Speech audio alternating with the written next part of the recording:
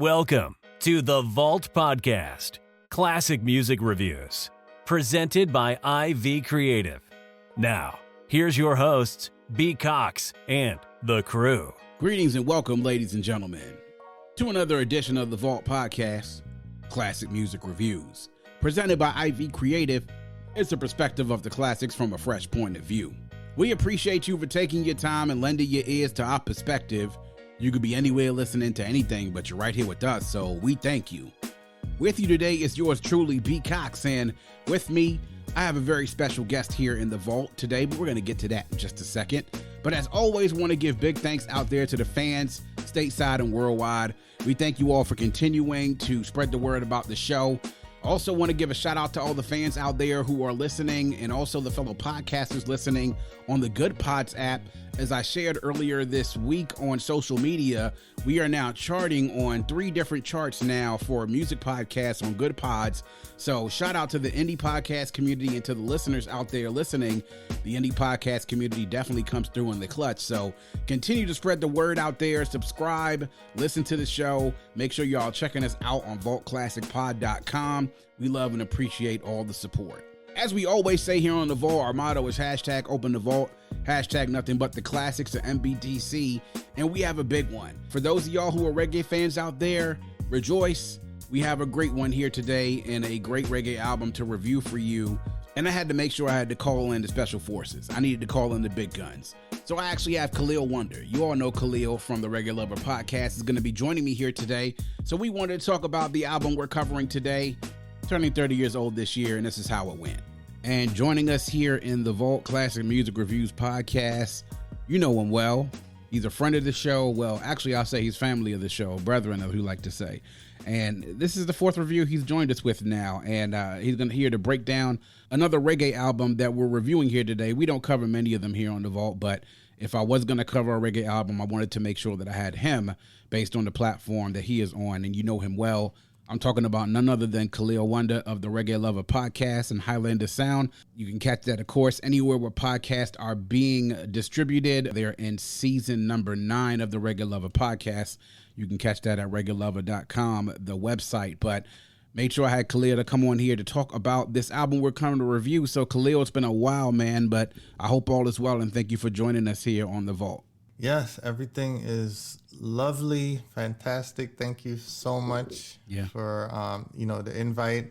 Glad to be here for real. Yeah, man. Yeah. So, those of you who remember Kahlil, we did a guest lounge interview with him about 2 years ago, and we also have done a few reviews. The first 3 that we have done were Capleton Warfire, Buju Banton Till Shiloh, and the last one that we did last year was Shabba Ranks as Raw as Ever. Now, we have a few of these reggae albums that we put on the schedule here, and I wanted to make sure that I covered a few of them considering the decades that we cover, in particular the 90s and the 2000s, because mostly hip-hop and R&B what we do here, but as Kahlil will tell you, the 2 genres definitely blended with each other at times, and during this particular time in 1992 is where I felt the blending happened a lot more often, and as the decade would continue, the blending would continue between the 2 genres until we got into the 2000s, which to me at that point, I felt like it hit an all-time high. But Kahlil, today, as you know, we are covering albums and reviewing albums from 1992, 1997, and 2002. And today we're going to go back 30 years ago. We're going to go back to May 12th, 1992. And studio album is major label debut of none other than the Don Dada Supercat and the Don Dada album released on Columbia Records. The particulars about Don Dada, the album, a runtime of 48 minutes and 9 seconds. Recording studios, 2 different studios in New York, Green Street Studio, the legendary Green Street Studio in New York, and HCF Studio as well in New York, and the Mixing Lab in Jamaica as well as Penthouse in Jamaica. A couple of the producers on here, of course, the legendary Steely and Clevie production duo. Other producers include Supercat himself, Trevor Sparks, guest appearances on here by Frankie Paul, and then, of course, the late, great Heavy D himself, who were on a couple of tracks here. For those of my listeners out there who know Heavy D, for his time through Heavy D and the Boys and through hip-hop, For those of y'all who don't know, of course, Heavy D is Jamaican, was born in Jamaica and then moved to New York afterwards. Him and Supercat linked up a couple of times here on the album. But a runtime of 48 minutes and 9 seconds. There were a couple of singles on this album that were released. In particular, the two biggest known ones were Ghetto Red Hot and Dolly My Baby. There was another single, Them No Worry Me, with Heavy D. But in particular, though, Kahlil, a lot of people will listen to the versions that are here on the album of Ghetto Red Hot and Dolly My Baby, and they know the better-known versions, which are the remixes, which we'll get into just a second. But Supercat Don Dada, 30 years now it's been out, Kahlil, so we'll go ahead and get into it. First thoughts and reflections. So, Kahlil, give me your reflections about Supercat and this Don Dada album. Now, the cat, as you well know, was established well in the 80s as a dancehall and reggae artist who started recording, working with Winston Riley, and then as he came up, started working with Early B on Kilimanjaro Sound System in the mid-80s, then released his debut album, Siboopste, in 1985. Progressed from there, but then moved up to New York in the early 90s and was signed by Columbia Records. And it was, at that time, very rare for a reggae artist to be signed to a major label in the United States. He was one of a few during that time that were. So just give us a little bit of your reflections of, one, Supercat bursting onto the scene in the U.S. scene in the 90s, coming from Jamaica, and then this album when it dropped in 92. Yeah, man. Well, from like my personal perspective, I actually immigrated from Kingston to Brooklyn in the year 1990. Mm-hmm. So this was one of the albums that, if you listened to New York radio at the time, you would hear Supercat played, especially on, like, say, the DJ Red Alert show. I know he was one, like, big proponent of reggae and dancehall music, and it was kind of, like, always in the mix. And, for people that know about my history, like, I was never really, and at that point in time, I wasn't like an album collector. I didn't have the Don Dada album, but the music on the album I knew. You know what I mean? Yeah. So I knew the singles that were released and the stuff that was in rotation that would appear on dancehall mixes or get played in a dancehall session. You understand? Yeah. So, so listening back to the album now is a different experience for me. Obviously later on as, I grew older and we started my own sound system and then started collecting vinyl, I'm saying? This is one of the records that you got to have because it's laden with hits. Yeah. So this is one of the first, like you said, one of the very first Jamaican artists to be signed to a major label, signed to Columbia Records. Yeah. And I want to send a shout out to Karen Mason. I don't know if you know Karen? You know of her? I've heard the name before. Yeah. Okay, so Karen Marie Mason was a Jamaican woman, the first Jamaican woman who was involved at a high level in the international music industry. So she assisted artists from her homeland and had a big impact on the business. So she represented many artists during this time period, but Supercat was one of the projects that she is credited with working, providing the marketing direction that helped to transform Cat from a local Jamaican star to a household name internationally. Yeah. So she is one of the masterminds that figured out that real dancehall can cross over. You know what I mean? Yeah. Yeah. Like, this wasn't like, even the cuts with Heavy D on it, it wasn't hip hop beats. It was real dancehall music, and it ended up on the airwaves in America. First time it ever happened. She was instrumental in that. She recently passed away, succumbing to breast cancer.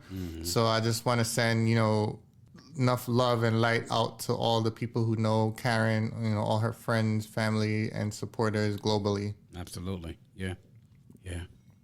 for me, my perspective is a little bit different. I mean, obviously, you know, all the things you talked about on New York radio. I mean, I knew Supercat, him having moved to New York, the Caribbean influence and the community in New York, that dancehall and reggae being played on the radio up there during that particular time was more of a regular thing. Down here, you weren't necessarily hearing reggae on the radio unless it was the big names, you know, like the Shabba ranks. And Shabba was like, I think the first big one of like the dancehall artists that we heard like on WPGC 95.5, 93.9. Like he was the first one that I heard about, going even back to the previous year in 91. And I'm like 10 years old. At this time though, I'm still like around with my sisters and my cousins and older cousins. And we, you know, go to these little pockets in the DMV and, you know, places like Hyattsville, like Tacoma Park, and places uptown DC, where there would be large concentrations of Caribbean people that would have like these parties.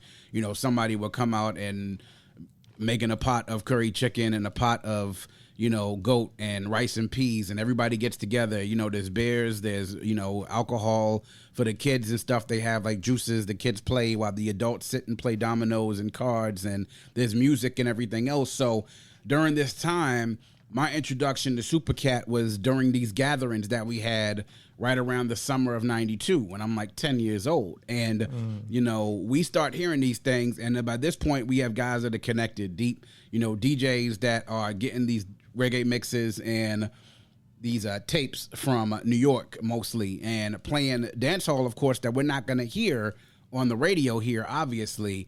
And one of the biggest, I would say, one of the most prominent voices that we heard in hearing those tapes was Supercat. And hearing that voice off the break, we talk about this, you know, we talked about this with Buju, we talked about this with Capleton, with Barris Hammond, and so many other reggae artists that sort of came to prominence in the U.S. in the 90s, the uniqueness of their voices. And so with Supercat, it was almost the same exact thing. And what made it even better for us was that eventually we saw him cross over, because it wasn't necessarily what we were hearing on the album and watching on the videos. We were hearing these remixes that were hip-hop based. So then you have a Ghetto Red Hot remix, which is a hip-hop mix that was produced by Bobby Condas and Salam Remy, you know? Yep. And then you have the Dolly My Baby remix, which was, when I say it was massive, it was absolutely massive, featuring Mary J. Blige, who later on that year in 1992 released her debut album, but was with Puff Daddy, who at that time also featured on that remix with a rapper named Third Eye, and then, oh, by the way, another rapper who happened to be named the Notorious B.I.G. or Biggie Smalls. Biggie Smalls. So yeah, that was the remix that sampled James Brown, actually also sampled, Biggie used a line from Papa San's Matty Matty Cry. That remix is sort of what blew up on radio because the beat was infectious. Mary added her vocals to it, and his voice, you know, and lyrics were crazy. You know what I'm saying? Like, it was something that we had never heard before. So obviously the decade starts to go on and on. You see Supercat do more hip hop collaborations. He did collaborations with Criss Cross. Eventually later on in the decade, he did a major crossover hit with Sugar Ray and Fly, which put him on a large scale just outside of regular hip hop or dancehall fans. Getting a hold of this album, I would say in 2000, I want to say 3 or 4, after, you know, hanging around some Jamaican cats when I was at school at Morgan State. I sat back and listened to it, and I'm like, you know, these Ghetto Red Hot and Dolly My Baby, these ain't what I remember, you know? That's when I got introduced to the album versions. But I grew an appreciation for them only because it was traditional reggae. It was what you were considering would be peak dancehall sounds and rhythms that you would hear in the 80s into the 90s. And it was no different. The songs were exactly the same. It was that same crazy toasting, crazy lyrics, like that voice. And everything just kind of fit. And so this became a favorite of mine from that particular period in reggae when I really felt like it started to blow up. And dancehall started to become a thing where it was like, okay, we don't play dancehall on the radio. The only time you're going to hear it is going to be in a dance or, you know, out of somebody's system. Till it became really big. So he was a big part of making dancehall a thing where my friends who were in elementary and middle school weren't listening to dancehall and reggae before, but because of Supercat and because of people like Shabba Ranks, they sort of wanted to get into it because it became cool. But then I would tell them, like, you got to dig much more further into what you hear on the radio, because he has crazy stuff that's on his albums and stuff too, on these mixtapes and stuff too. So that was really my introduction to this. When I finally did get to this album, though, in fact, and heard all of the actual tracks, you know, like I said, it just kind of blew me away. Only because you see all of the songs that are on here, but then you dig deeper into the actual track listing, and you get into some of these album tracks that aren't more as well known by casual dancehall fans, but by those who are hardcore dancehall fans will tell you are some of their favorites, probably by Supercat. It was an effort that was well balanced. It was something, like you said, loaded with hits, and for those who are, to borrow towards the name of your show, reggae lovers, you know, definitely love this album, you know, because of the music that was on here and some of these songs that would stick for people now, even 30 years afterwards. So that was really my reaction. Supercat was the sort of the introduction of sort of taking dancehall into a market where, even though it had to be fused a little bit with hip hop, it sort of got people to the point where they were willing to be open towards, you know, more. If I could, Kahlil, and I want to get your take on this, I sort of feel like in the U.S., 92 is really that year where I think the door started to get kicked down with dancehall really being introduced to the market, because you had Shaba, who had come up with something the year before with As Raw As Ever. You had Supercat releasing Don Dada. But then if you remember that year, that was also the year when Mad Cobra also introduced Flex, and Flex was a huge hit. Like, I feel at that time, I that was probably as big a year as far as dancehall was concerned in regards to crossing over here in the States as any other. Yeah, absolutely. I think those albums you mentioned, you know, those are kind of the catalysts. You know what I'm saying? Yeah. At this time, you had Soul Train on TV. I remember when Matt Cobra came on Soul Train. You know what I'm saying? Yeah. And he explained, you know, how he came up with the concept for Flex and stuff like that. Yeah. In New York, we had Video Music Box, you know, VJ Ralph McDaniels. Yep. You know what I'm saying? Like, he being like a Brooklynite and, you know, having West Indian family, you know, he was heavily supporting these records as well. And yeah, it started to just blow from there. You know, you mentioned the collabs with Mary and with Crisscross. You know, the person I just mentioned previously, Karen Mason, worked with those artists as well during this time. So it was like the people that were in the positions to A&R this and piece this together, some very good plays were made. You know, shouts out to Neil Robertson, another record company exec who has those Caribbean roots and was, you know, a part of being an influencer and helping to push these records to the forefront. Yeah. So all of that just kind of really started to happen in that period in the early 90s. So then by the mid 90s, I feel like there was momentum at that point, and it just continued to grow for the next decade or so. Yeah, because then you started getting those Reggae Gold albums started coming out, and people started buying them in mass. And it wasn't just the Caribbean community that were dancehall and reggae fans. There was people, random fans were going to pick up those Reggae Gold albums too. Those Greensleeves compilations coming out, Strictly the Best. You know, those started being a lot more prominent in popular culture than they were before. Many of us who, you know, Caribbean people who had listened, those have been things, staples. But when it got into in the mainstream is really when folks started paying attention, and we started paying attention to everyone else and how they would react to the music. But, you know, we'll go ahead and get into it now, talk about the album and talk about some of the tracks. Highlights and lowlights. So, Kahlil, you talked about it. You know, you said that this is laden with hits. I mean, we want to get into your highlights and any lowlights if you have them about the album. Yeah, sure. So it's 13 cuts on the album. I'll tell you, I think it's a party from start to finish. You know what I mean? Like, starting off with Them No Worry We, then going into Ghetto Red Hot.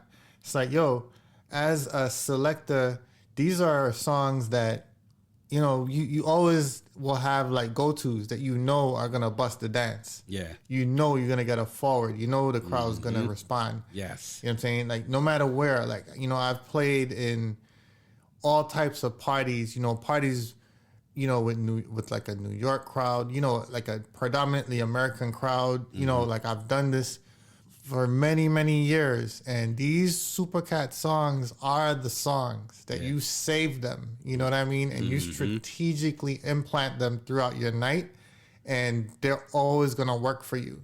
So, I mean, Them No Worry We, Ghetto Red Hot is one of those. Like, it is just I don't care what the crowd is. It could be Caribbean or non-Caribbean. Absolutely. Like, it's going to bust the place. You know what I'm saying? Absolutely. And then Don Dada is another one that, you know, always gets the response. Big and Ready, Frankie Paul, Heavy D, and Supercat, you know, come on. And then Nuff Man Ah Dead. Like, those are the ones that, you know, when you say hit and automatic response, like, yes, everybody knows them. But as you listen through this album, the other titles on here, Them No Care, Don't Test, Think Me Come For Play, Coke Don, Oh It's You, Fight For Power, and Yush Talk. Those are the other ones. Yeah. You know, I think, so you have about like 5 hits, and then the rest of them are like the album cuts. Yeah. And all of those are solid songs. And it just brought me back listening to Supercat DJ. It brought me back to original Jamaica sound system days. You mentioned on intro, you mentioned Kilimanjaro. You did the brief history. I like that. Yes, I like sir. that. I see you, son. I knew you would like that just because I know. Yeah, but you know, just picture it. A lawn on like a mountainside, or you know, maybe streets are blocked off, and it creates a venue where there's a gate. You know, people pay money to come in. Yeah. And there's a sound strung up, speakers tall into the sky, and you know, the sound system is there, and the selector pulls the record, plays a song, and then flips the record over to the B side where the rhythm is, the version, the instrumental. And then they hand the mic to the DJs that are in the camp. One of those DJs is Supercat. Supercat would be that guy that would spit lyrics from 7 p.m. until 7 a.m. Right. in this fashion. And entertain the crowd, like right in the rhythm, like within the beat. You know what I'm saying? Yes. Rhymes upon, like, you know, like Busta Rhymes, you know, rhymes galore. Exactly. Yeah, yeah.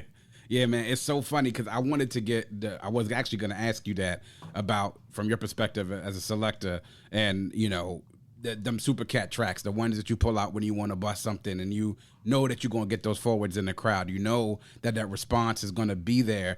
It's funny that you mentioned that about Cat with his sound system days and, you know, him toasting, being on the mic, just killing it. There was, I don't know if you saw a video when they were at, earlier this year, they were at, or maybe it was last year sometime, it was at Swiss Beats birthday party. And Busta got up and sat on the mic, and he gave props to all the old school dancehall artists, the ones from the 80s that he used to watch when he was a kid.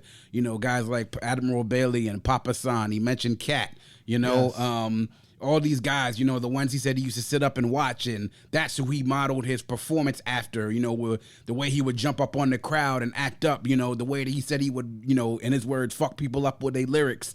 He got that from them, you know, and Cat was right there, you know, because he was at the party. They're going in the back and you hear Busta talking about this, and they're, you know, playing the sling tang rhythm in the background. And Baby Sham was there as well. And, you know, he gets on and Cat gets on and spits a little freestyle. And, you know, Cat ain't been around in a while, man, but you could see he still got to still ride the rhythm, like you said. Just sit there and just absolutely kill it and have everybody in the place going crazy, you know? So I felt like he did that, man. He was a beast, you know what I'm saying? When we talk about some in the hip hop respect with MCs and their lyrics and you having flow, Cat had flow in that respect. You know what I mean? He had flow. So my highlights, obviously, to me, like you said, starting off the album with just off the break, just I feel like even from tracks number 1 all the way through 8, you can get through a point where things just go and go and go and they don't let up. I mean, starting off with Them No Worry We, with him and Heavy D. And at this point, Heavy is hot as fish grease in the hip hop world. You know what I mean? I mean, he just released the year before that, Peaceful Journey with the Boys. He's doing work with a lot of folks, with Salt and Pepper, doing work with his cousin, Pete Rock. You know, they are really, really mega popular. So it was really, really big for Columbia and all the people that you mentioned, the players involved, to have artists like Heavy D to be on a song and then to place that song as the first track on the album that's coming out on Columbia. Ghetto Red Hot. I mean, goodness, like you said, man, it is a song that when you put on even now, there are people who were probably teenagers or just starting to become adults when this album first came out that are now parents, and some of them probably grandparents. And you could play that song right now and they'll get up and act up just like they were 18 and 19 years old again, man. It elicits a sort of response from people, an emotional response of them thinking about the feelings that they get when they hear that song. It's an amazing, amazing record. But then you get into, like you said, Dolly My Baby is just it's an amazing, this version of it is something that I wish even I think a lot more of the American crowd heard, because I think this track just by itself without the remix is an incredible song. Song. But then when you get into, you know, those other album cuts, you talked about like Them No Care and Don't Test and Think Me Come For Play, all those other tracks are tracks that are incredible songs that you don't even necessarily have to be a reggae lover to appreciate. And then with Don Dada, obviously, I mean, that one and that track, of course, is most popularly a response to Ninja Man. For most of you who don't know, Ninja Man and Supercat had a epic clash and have had an epic clash during the period from the late 80s, I want to say probably into the 90s, back and forth between the two of them. And they had plenty of songs back and forth between each other during this particular time. But then when you get to the second half of the album, I mean, there's not really any let up either. I mean, you get into, like you said, Nuff Man Ah Dead. I mean, come on. That's Nuff Man Ah Dead is a song that I heard even artists like Smith & Wesson reference this and take lyrics from this song and use it in the song with them. And Smith & Wesson growing up in Brooklyn, having known Supercat, you know, being big fans of reggae and using a lot of reggae influences in their debut album, The Shining. And with Oh It's You, and then closing it out with I think the trio of Oh It's You, Fight for Power, and Yush Talk. And then the rhythms on here, man, there's not many that are like readily recognizable by many dancehall fans, but you recognize a few of them. You know, in particular with Oh It's You, the Throw Me Con rhythm, which is a rhythm that a lot of people have remade and done over the years, and a lot of artists have been on the different remixes and remakes of that rhythm. The producers you said on here, Steely and Clevie, obviously dancehall veteran producers that, you know, during this time were very, very busy in the dancehall scene and the reggae scene, and who have been producing, it seems like, for forever. To me, it's just like there's not really, I don't really have a low light per se, you know? I mean, same here. You know, you go through here and it's 13 tracks, 48 minutes and 9 seconds of pure fire. And when we talk about, like, there's a lot of people now, and you all have had this conversation on Reggae Lover, and you talk, you know, about how a lot of folks have said that dancehall has changed a lot. You know, that there's, I see it on a lot of the different IG pages that I follow that cover reggae music, and there's a lot of people that talk about, you know, this era of sort of trap dancehall that people are sort of into, and how as you go from the decades, you know, from the 60s and 70s moving into the 80s when dancehall really became a thing, and, you know, they really infused slackness and gun talk and Batman ting inside of reggae, like starting in the 80s into the 90s. And then as dancehall became more commercial, it starts to gravitate more towards its hip-hop cousins and R&B cousins. And then as we get now from the 2000s into the 2010s, it's become even more and more commercial. So the sound has changed.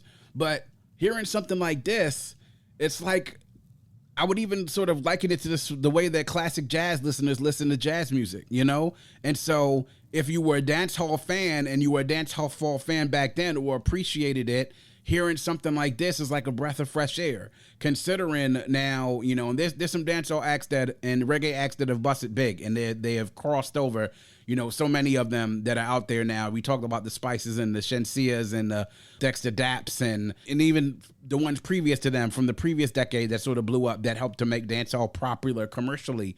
But hearing something like this, man, just the vintage reggae, vintage dancehall with bass lines and, you know, these rhythms that sort of made you fall in love. Those people who are, whether you're Jamaican, Caribbean, or even American, who appreciated the fine things of dancehall, you'll love this. You really will. Drivers who switch and save with Progressive save over $700 on average, and those savings add up. Imagine what you could buy in the future. So yeah, I used the savings from switching to Progressive 50 years ago to finally buy my dream car. It's a self-driving flying car, but we just say self-flying now. You know, because it's the future, and cars fly in the future.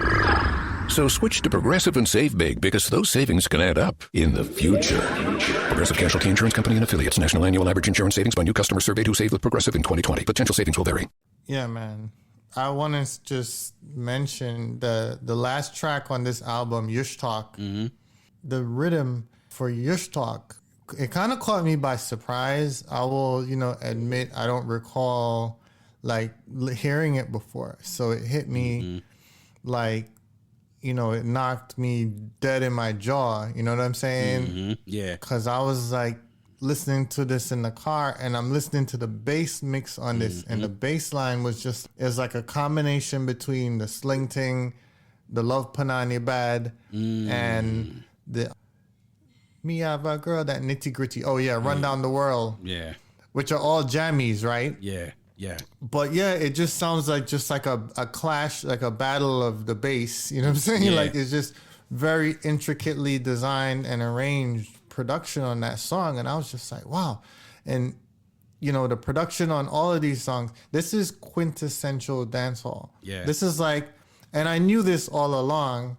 It's not that I'm new to this, right? But just thank you for doing this feature on this album, because I think it's a very important album in music. You think of reggae and you think of Bob Marley, but when it comes to dancehall, like this is definitive dancehall album. Mm-hmm. Yeah. Yeah. It's one of those albums that when you start talking about when reggae makes that move from the 70s to more traditional reggae, the lovers rock, the rock steady, some of the ska, soul, and when it starts translating more into what dancehall, what we knew dancehall would become, into the late 80s, into the 90s, this is something that it's like, like I said, it's a purist album. For those who love dancehall music, this is definitely a purist album, because there's nothing commercial really about this album. I mean, there's a crossover with Heavy D being here though, but even Heavy slips into his Jamaican accent, you know what I'm saying? The patois. Yeah, the patois. Well. So he's a I mean, like this is something that you gotta love if you're a reggae fan, if you're a reggae lover. And even if you're just getting into the genre, this is like an album that you would give somebody. You don't know anything about dancehall, this is an album you will probably give someone to be like, yo, this is what you do need to find out about dancehall. Listen to this album. This is one of the 5 to 6 albums you would give somebody to say, if you're going to start, man, I'm going to start you with these albums to get you started on your dancehall knowledge. That's definitely one of them. It's funny that you mentioned Nitty Gritty, and I'm going to bring this story up, and I think you know where I'm about to go. But Cat, for those of y'all who don't know, he was involved in an incident in Brooklyn in 1991 between him and other reggae artist Nitty Gritty, where they were in front of a record store. And so the story is, depending on who you talk to, because I've heard a couple of different versions of this story and reading around the internet and also listening to a few interviews, is that Nitty pulled out a gun on Cat and pulled the trigger, but the gun jammed. And then depending on who you listen to, either Cat had a gun himself or one of the crew, Cat and his crew handed him a gun. And then he pulled out and shot Nitty Gritty and shot him dead. He was questioned in the matter of Nitty Gritty's death, but was cleared as a result of that. And that happened right in the midst of this album being made and on the heels of when this album would then be released. So that's sort of the atmosphere that's also surrounding him as well. So that added to, even, I guess you could even speak to this, Kahlil, the mystique around Super Cat and, his sort of demeanor, the way that people looked at him and his reputation that he, starting from probably in Jamaica, but then when he came up to New York, how people looked at Cat, and by all, accounts that I read it with people know that Cat didn't play. And he was a cat that he talked a lot of, one of the cats that would say things on his records, but it was like, yo, I think, man, I'm bad for real. You know what I'm saying? So, so. Couple of things, man. Let me ask you, Brian, like, did you hear any profanity on the album? I did not. No. Okay. Let's just take a moment to highlight that piece. Okay. Yeah. Absolutely no profanity on the album. Yeah. I'm saying that in the same breath as saying that this is definitive quintessential dancehall. Yeah. And to what you just said, I will go on to say that Super Cat is a bad man in a real life. Real, you know what I mean? Like real bad man. Yeah. Like if you listen, we talked about Ghetto Red Hot. Yeah. It's a party anthem. Okay. In hip hop and reggae and dancehall, it's a party anthem. But if you listen to the lyrics of the song, this is a bad man song. Yeah. You know what I mean? Yeah. Yeah. He's talking like in Don Dada and Ghetto Red Hot. Yeah. these are some of the baddest of the baddest. Yeah, baddest song. And he's telling you like real street life. You know, you were saying if you want to introduce somebody to dancehall music, but if you want to introduce somebody to the socio-economic streets and the life of Kingston and the ghetto in Jamaica, yes, this is still an album that you can present to someone, because a song like Coke Don, right? Coke Don, this is still the crack era. This is like the tail end of the crack era. Crack era, yeah. Certainly the Coke era. And if you know about like, you know, not so much Boys in the Hood, but definitely like New Jack City. New Jack City, Juice, yeah. If you watch like Snowfall, because this is set in the 80s in South Central, right? Yeah. Okay, so you know, and I'm just referencing these cultural things that you may relate to as a listener, because, you know, maybe you weren't living at the time or whatnot, or you weren't in the hood at the time. Oh, yeah. But those of us that were in the hood, like we saw it, you know what I mean? Like the impact of coke and crack in the hood, you know what I mean? Like how it decimated and devastated whole generations. You know what I'm saying? This also took place in the islands. This also took place in Jamaica. Like, believe it or not, people, like, you know, the same thing that was happening in the projects and, you know, and in the hood, it was happening in Kingston too. Crack hit down there. You know what I'm saying? Yeah. And so Coke Don is one of those songs that it talks about that. So, you know, like, yes, it's a party and he's not cursing, but it's also social commentary, you know, to the 10th power. Amazing. Yeah. And then I remember it's in Cat from Cockburn Pen in Kingston and living in Brooklyn. And at that time, New York was, I mean, in certain parts of New York was like the Wild Wild West, you know what I'm saying? And parts of Brooklyn where you had heavy Caribbean influence, you know, things could be kosher 1 minute and the next minute, you know, it's a couple of crews of cats going to war with each other. You know what I mean? And so he definitely had his respect. People knew that he was a real bad man. And so, as a matter of fact, there was somebody I read that they said that he was at a show with someone, and someone, I think they said, threw something at him. And he got on the mic and told them that he go rinse and blood clot with him 45. And I was like, wow, okay, that's something to say to somebody. You know what I'm saying? Like, you know, this dude definitely had like enemies in the streets. Like he has, you know, he's got the like real life war stories. Yeah. Like stuff you see in the movies. Super Cat lived it. Yeah. So I don't know if we got to the point talking about the cultural impact yet. Nah, not yet. So that's actually next. So speak about it a little bit, about the cultural impact, not just of this album, but him overall, man. I talked a little bit about it in the beginning, but just your perspective on the cultural impact of this album. Right. Okay, cool. So I recently read the book by Raekwon the Chef from Wu-Tang Clan. Okay. He's got a new book out called From Staircase to Stage, okay? And he's talking about, I also read You God's book, you know what I mean? Raekwon corroborates what You God said, but goes to a further extent. So they're in Staten Island, and at that time, Staten Island is the stepchild of New York. You know, it's underrated. Nobody knows about Staten. Everybody knows about Brooklyn, okay? So in terms of street life and hustling, you could draw a line. There was a certain point in New York history when the Jamaican posses started to take hold of the streets. And that was like a major like cultural thing in terms of street life and style, music, just everything. So Raekwon breaks down how, you know, they learned about like the differences between, you know, rolling your weed in blunts or rolling it in papers. You know what I'm saying? Yeah. That's like culture is people influencing one person to one person and things spread. So, you know, he talks about how Super Cat, you know, you mentioned the Dolly My Baby. Puffy started hanging out with Super Cat. Biggie started hanging out with Super Cat. What happens next? Then that's when they start wearing silk shirts. That's when their whole fashion changes. You understand? Because of Supercat, like the influence of Jamaica. Yeah. You know what I'm saying? Like the whole way that hustlers hustled changed because of the Jamaicans. Yeah. You know what I'm saying?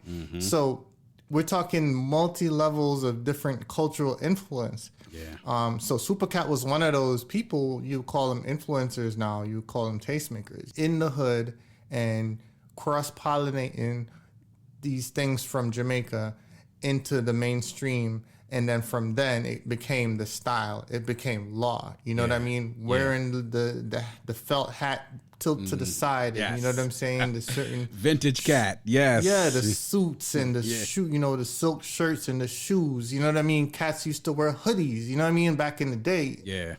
But as a gangster. But you know what I mean? It came a point in time when it was like, okay, this is how we doing it now. You know what I'm saying? Yeah. Like, I'm not going to go like into detail about, you know, drug culture and stuff, but, you know, mark my words, like there were, there were some serious things that Cat brought, and, you know, the rappers started to follow. Yeah. And then those things became synonymous with Bad Boy and whoever. Yeah. You know, in terms of the Wu-Tang, it was Raekwon and Ghostface. We already know those are the ones that were the fashion cats, right? Yeah, absolutely. Yeah. And, you know, the rest of them still would wear, like, the Champions hoodies and the fatigues and like the Timbs. Yeah. Yeah. But they would be the ones with the brands and, you know, the jewelry and watching all those things. And, you know what I'm saying? Like, he credits Supercat with, like, several things in that book. You know, it's a good listen if you check that out. Not to plug the book, but... Nah, I definitely you know need to check it out. It's just kind of like a good citation in terms of the cultural impact that Supercat had. And if you look at the artwork for this album, you know, you can see it. Also, if you saw Supercat perform at Barclays for the Versus feature, you know what I mean, in Brooklyn, you see how he comes out with the 3-piece suit and he's able to work with the band at his age now. You know what I'm saying? Still delivering the lyrics line for line, pound for pound. So you can imagine Supercat in his prime. Come on, man. Oh, yeah. He wasn't to be played around with. There's not a lot of DJs that wanted to mess around with Cat back in those days, man. When we talk about cultural impact, to me, the cultural impact with me is the fact that Supercat was one of the dudes that got my friends singing dancehall lyrics, even though they didn't know what the fuck they was singing. You know, even though they were singing shit and they wasn't singing the lyrics right, but they was them the whole intonations. They was making the intonations and inflections that he was making, like they was saying what the hell he was saying. That was big, man. That was really big because, you know, for the most part, like a lot of my American friends didn't really, if it wasn't Bob Marley, they didn't like reggae. You know what I'm saying? Cat, that record of, you know, these dancehall artists that bust big in the early 90s.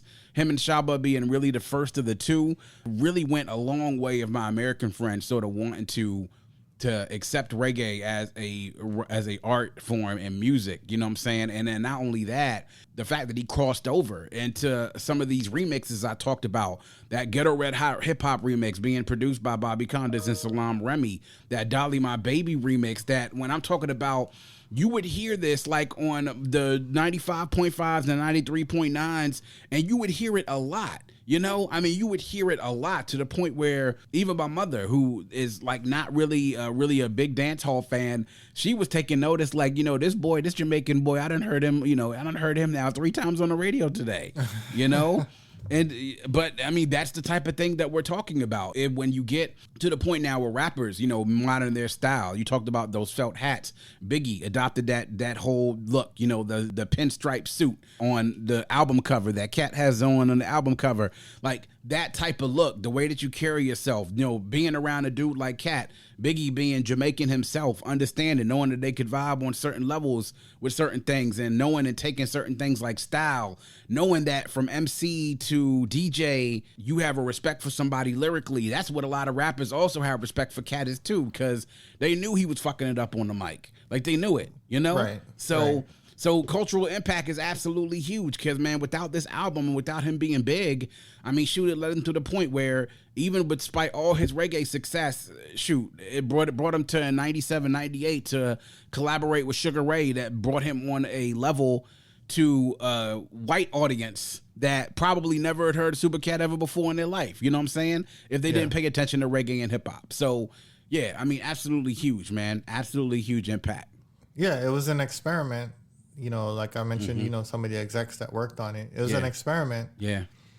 Because you know how it is in corporate, because we're talking about corporate America here. Yeah. Yes, it's music and it's media, but it's corporate. Yeah. When you talking Sony and Columbia, bro. Yeah. And you know, they don't listen to black people. They don't listen to black women. Now you have a Jamaican, you know what I'm saying? And it's an experiment. And the success of this project, I feel, was very instrumental in ushering in the others that we celebrate when we think of the 90s and how, you know, great of a decade it was in terms of our music. You know what I'm saying? Like, without this album doing what it did, you know, it may not have turned out the way that it turned out, bro. Like, seriously. Yeah. No, you're right. You're absolutely right. So this is an All Music. Adam Greenberg wrote this review about it. He said that the recurring ability of the songs to consistently provide a simple groove for Cat to fervently rap over the top of is amazing. And the virtuosity which he can constantly provide the necessary vocal concoctions is noteworthy. As is necessary for any current or near current dancehall album, there's a certain level of gun talk and slackness involved. However, for anyone who's interested in the dancehall scene of the 90s, along with Shabba Ranks, Ninja Man, Cuddy Ranks, this album will be a good place to add to your collection. For others, there might be notable albums to pick up as well, including Shabba's albums. He mentioned a few, and also Rhino's Mash Up the Place compilation. So you start talking about those names, and we talk about when dancehall really started to bust big and started to make waves just beyond Jamaica and the Caribbean, and started to make its way really, really big into the UK and to the United States and to Canada.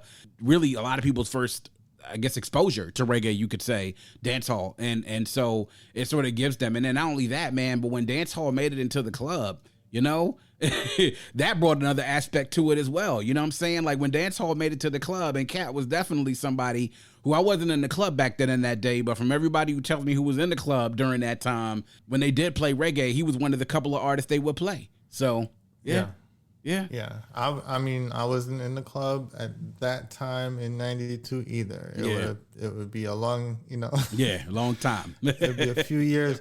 But, you know, as I mentioned, once I was in the club and then I had the ability to rock a party, Super Cat was among the go-tos, you know, certified club killer cuts, you know, several of them on this album, several of them from his, you know, other extended catalog. Like we did, I did a Reggae Lover podcast mix with Super Cat. You know, I don't remember the amount of songs, between 50 and 100 songs. Okay. Yeah. So yeah, cool. He's got the catalog. Yeah. I might have to pull that mix that you did and put it in the show notes so people can listen to it, so they can hear you get down. You know what I'm saying? And so that you can see the depth of this man's catalog too, man, and just how extensive it can be. So, you know, definitely make sure that y'all check that out.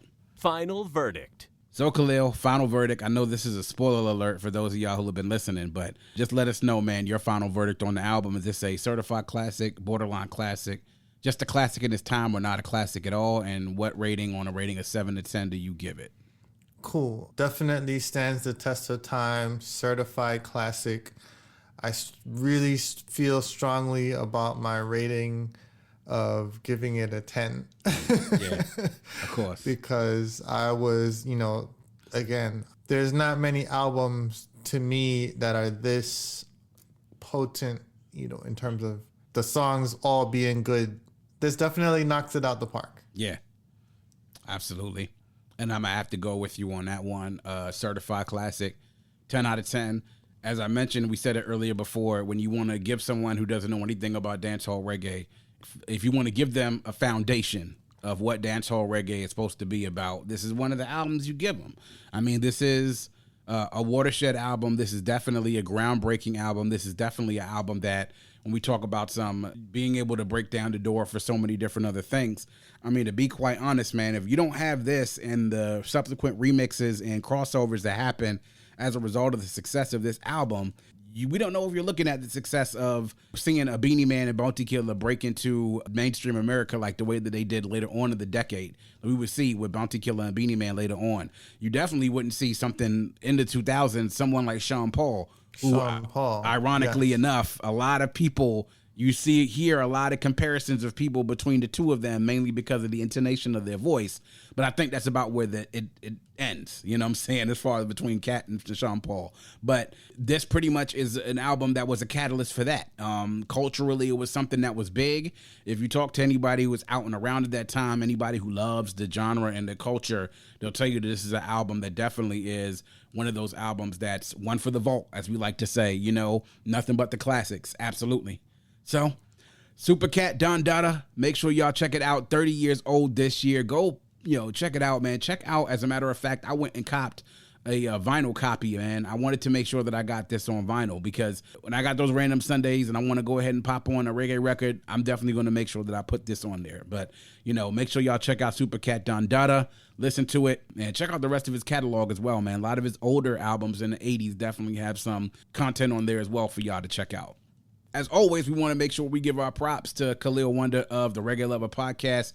Kahlil, big ups and thanks as well, as always, for coming on and repping the culture. And also, let us know what you're working on. Season 9 of Reggae Lover. Let the people know where they can find you. And also let them know if you're working on anything we need to look out for over the next couple of weeks or coming up for the rest of the season. Let us know what it is we need to be looking out for. Yes, give thanks, man. This was an awesome pick. My. I just, when I was invited to be on here to talk about Buju Banton's Till Shiloh, that's one of my all-time favorite albums that I know and listen to from time to time periodically. But this Don Dada, it may go in my top 5, bro, from now on. So thank you, because it's that good. Yeah. It's really, really, really that good. So indeed. Reggae Lover Podcast. Reggae Lover Podcast is now on YouTube. That's the latest enhancement to, our offering, and you can see us in the video format on the Reggae Lover Podcast channel on YouTube. Still available on all podcast platforms. We are in the midst of season 9, where we're featuring, I think, very varied topics, running the whole gamut. So, we're talking about sound clash in some of the upcoming shows, as that's had a resurgence recently post-pandemic. Yeah. Because obviously we couldn't gather in venues and stuff for a couple of years. Yeah. So now World Clash just happened in Birmingham, UK, in England. Okay. With 9 sound systems from around the world competing on one stage for the final World Clash Cup. So we did a complete review of that event, which was available to stream globally for via pay-per-view. Very, very interesting, for people who are that deep into it. If you're not that deep into it, I invite you to check out reggaelover.com, and that's where you can find, all of our back catalog and contact information if you'd like to reach out and, collaborate, network, ask questions, all that stuff. I encourage it.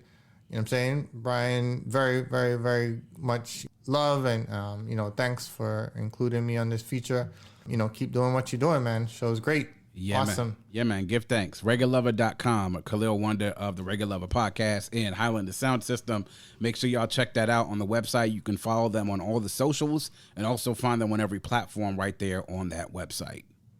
Yeah, man. I loved your Share My World. The Mary, Mary's my favorite artist. Oh, okay. So. Yeah. Yeah, man. Mary had a few. We got another review coming up for later on this year. Will be the 30th anniversary of her debut, What's the 411. So that's another big one. That's another big one. Yeah, man. Yeah, that's a personal favorite. Love it. Absolutely. So keep up the great work. Thanks, man. All right, and there you have it. Big ups once again to Kahlil Wonda and the Reggae Lover Podcast for joining us here for this review of Don Dada by Super Cat, and giving his insight about this album and a classic dancehall album out there as well. We show big love, of course, to Kahlil and also Agard of the Reggae Lover Podcast. Make sure y'all checking them out and subscribe to that podcast. They have a lot of great things coming up in their 9th season on the show. And that is going to wrap up yet another edition of The Vault. Please make sure you are checking us out on our host on the Red Circle. You can also visit us at vaultclassicpod.com. That's vaultclassicpod.com. You can go on there, view the back catalog, listen to all the shows. You can leave reviews. Also leave us a voice note by the blue microphone in the bottom right-hand corner and the bottom left-hand corner with the coffee cup highlighted in yellow. You can get to our Buy Me a Coffee page. There you can leave a small monetary donation to make sure we can continue keeping the vault open for many years to come. You can also reach out to us on social media at Vault Classic Pod on Instagram, at Vault Classic on Twitter, and on Facebook and YouTube. You can search us by searching The Vault Classic Music Reviews Podcast.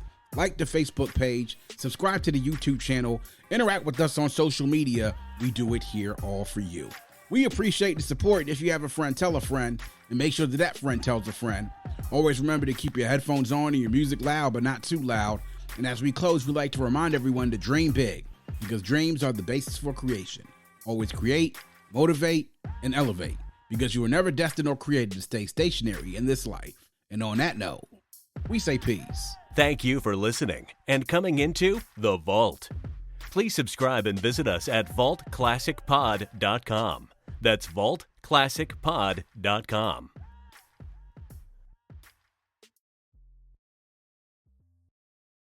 Get 30% shorter average wait time when you buy and book online at discounttire.com. Discount Tire. Let's get you taken care of. The first cup of coffee, it was awful. Meet Rod Johnson, co-founder of Black & Bold, a premium specialty coffee and tea company powered by Shopify. The journey of Black & Bold started with us opening our online Shopify store while we were burning beans in my business partner's garage. Shopify allows us to stay true to our mission by having an easily customizable and responsive site. They make it very easy for novices to try their hand in becoming entrepreneurs. I was able to do it without any technical background, and I'm very grateful for Shopify. My advice to anyone thinking of starting a business is to just start selling on Shopify today. When you're ready to share your business with the world, grow it on Shopify, the all-in-one commerce platform trusted by millions of businesses like Black & Bold. Get a free 14-day trial at shopify.com/free22 and start selling wherever your customers are with easy-to-use tools and friendly 24/7 support. Go to shopify.com/free22 right now. Shopify.com/free22.